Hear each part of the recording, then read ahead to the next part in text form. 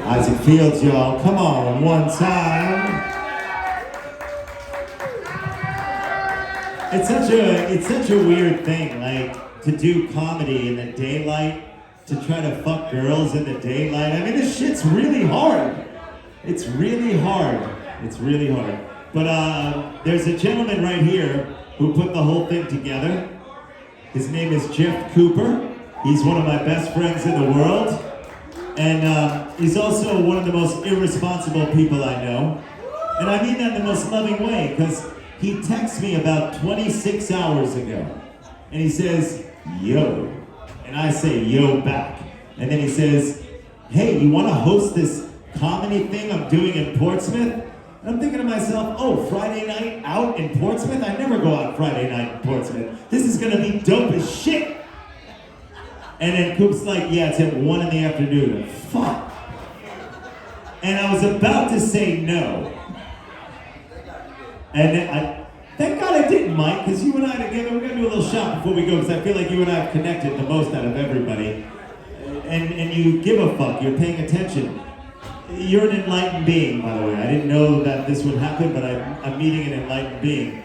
So yeah, Coop is like, yo, you want to do this thing? And I'm like, yeah, I got to do it. Yes, I'll do it. You want to know why? His fucking dad just died. That's why I don't want to make it weird, Mike. I made it weird. But his dad just died. And how do you tell your friend whose dad just died, I'm not doing that for you? Yes, I will. Yes, I will. Exactly. So ladies and gentlemen, you need to pay attention to the man whose dad just passed away less than 3 weeks ago. Ladies and gentlemen, I know. It's all I had left in the tank, Coop. By the way, I'm not that much of an asshole. I asked him if it was okay if I would say that, okay? Ladies and gentlemen, one of my best friends in the world, he's a terrific lad. He is the lad, Jeffrey Cooper!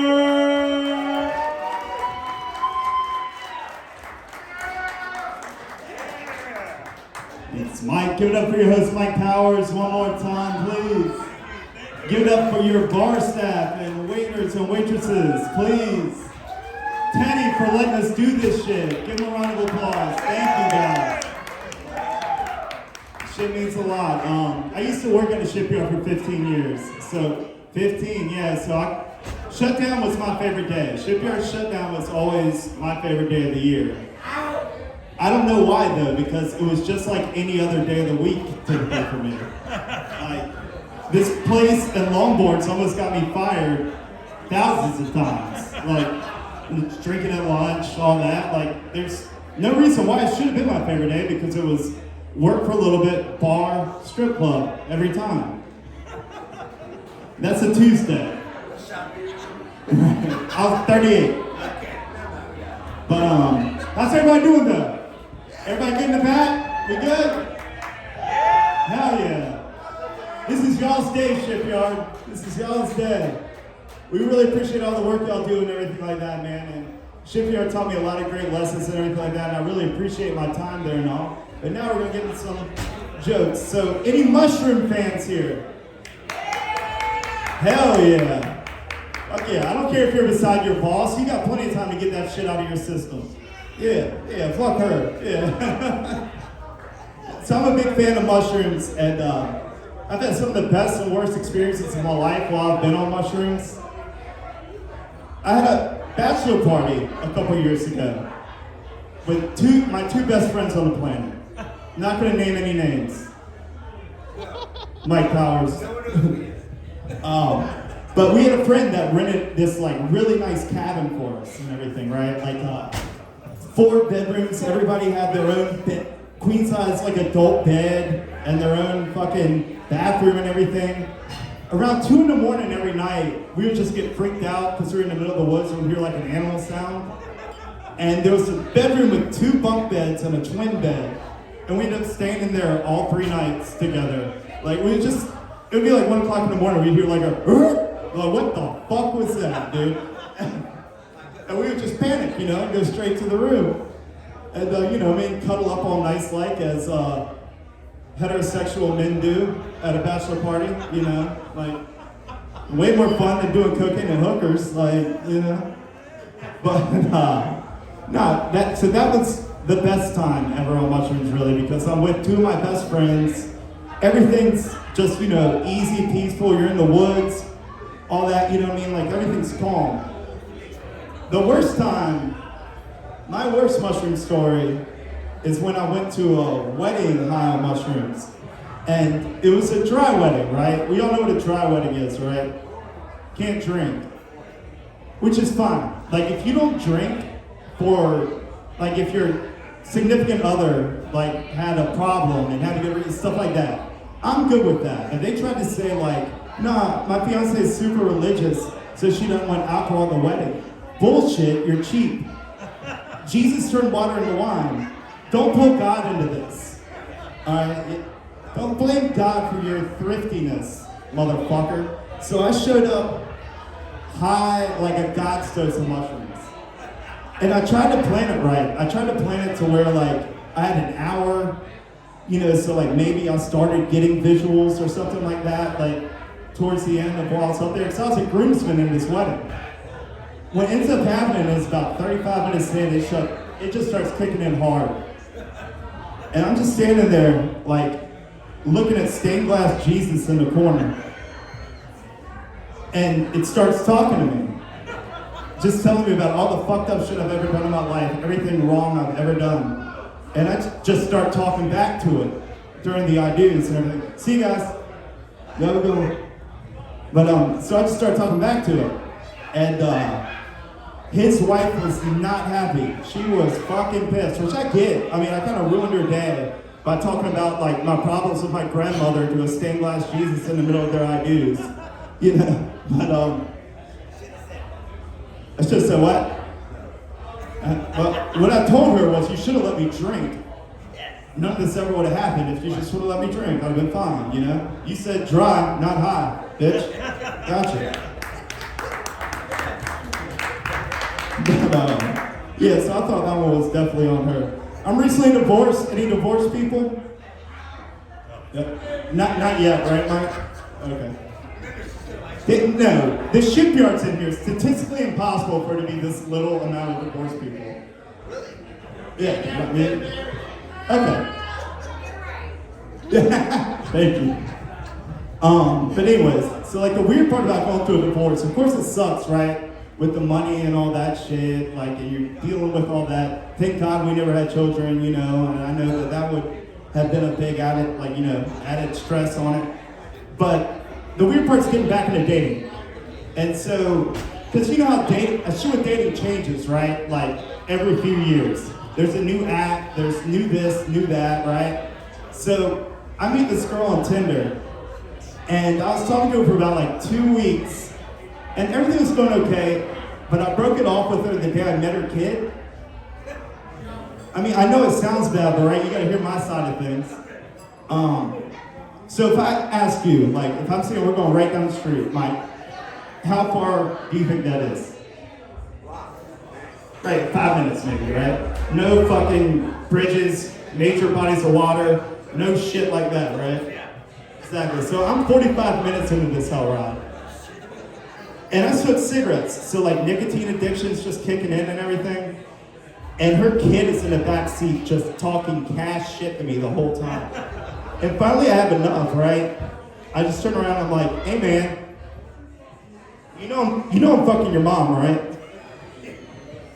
The kid looks at me without hesitation. It just goes, you're not the only one. I was like, man, that is the coldest shit I have ever fucking heard in my life. But I like you, kid. Fuck your bitch ass mom. We'll drop her off. I'm taking you to Dave & Buster's, man. Your fucking tab's on me, buddy. Like, that shit was funny. Yeah! Oh yeah, definitely, man. I still talk to that kid.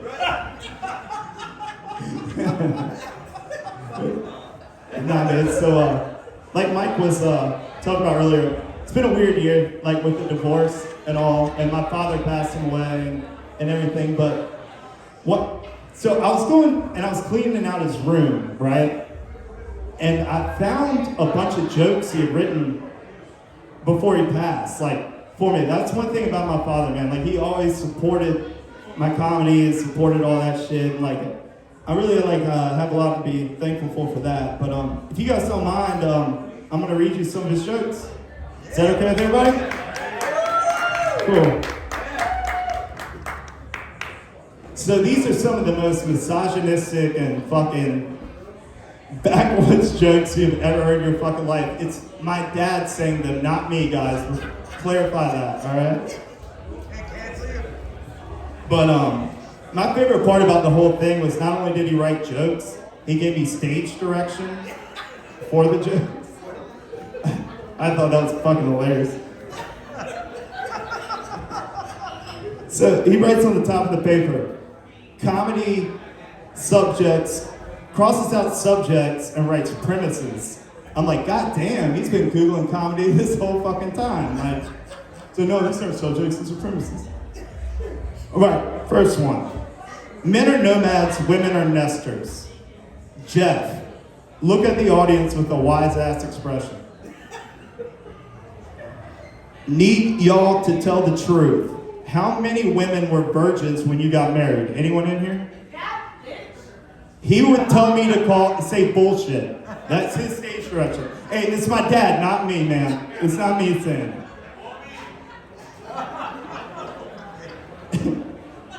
And now I'm supposed to ask the men, how many of you guys were virgins when you got married? No, you weren't, Sean. Shut the fuck up. You're a homewrecker at best. What about before high school? I mean, you were a virgin through high school? So, before high school you were? I think we were all virgins before high school. Oh, okay. Yeah, were you married? Oh, then you're not in this fucking demo. But anyways, if people were to raise hands at alternate times, his tagline for that joke was, Houston, we have a fucking problem. You see, women are nesters. They want a house with a white picket fence, 2 kids, SUV, and a pussy-whipped husband. But men are nomads, well-traveled in the art of chasing pussy. Married men nights out, chasing pussy. Work parties, chasing pussy. Golf trips, chasing pussy. Mind you, he was married to my beautiful mother the whole time he was writing this shit. So I'm like, what the fuck, Dad? She was nothing but sweet. My mom and I had this discussion recently. I was like, Mom, I think Dad might have had some side pussy. And she's like, no. Completely faithful for 36 years. Like, yeah, you ain't read his material. I'm like,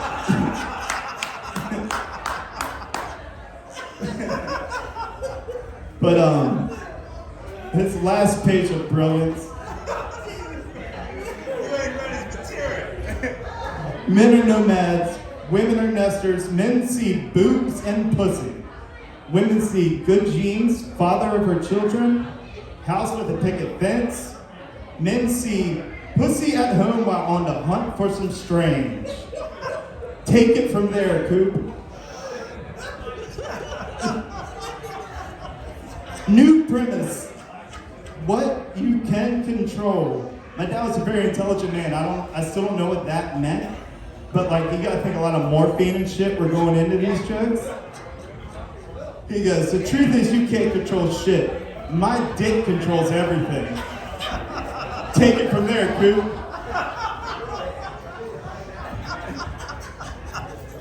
And his coup de grace, if you will, his last fucking moment of brilliance. Blowjob. Fucked up concept. Should be a suck job. Don't want a bitch to blow on my dick, my eyeballs would explode. Take it from there, Coop. Give it up one more time for my dad, rest in peace.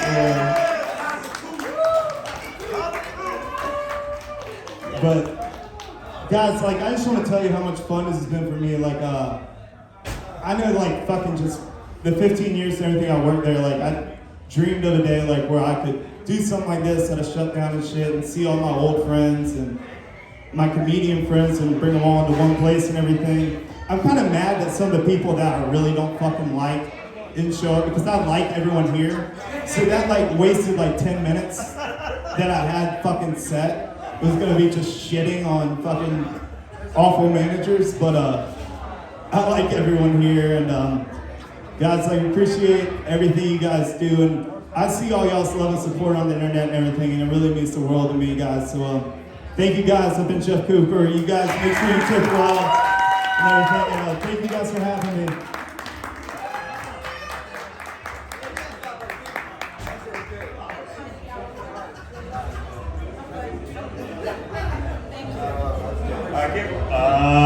Give it up for Jeff Cooper, y'all. Thank you so much. Enjoy the time with your family and your friends, and happy whatever the fuck you celebrate this holiday season. I don't care, we don't care, but just love one another and tell the truth. And the truth is always fucking funny. Have a good night, everybody. Cheers.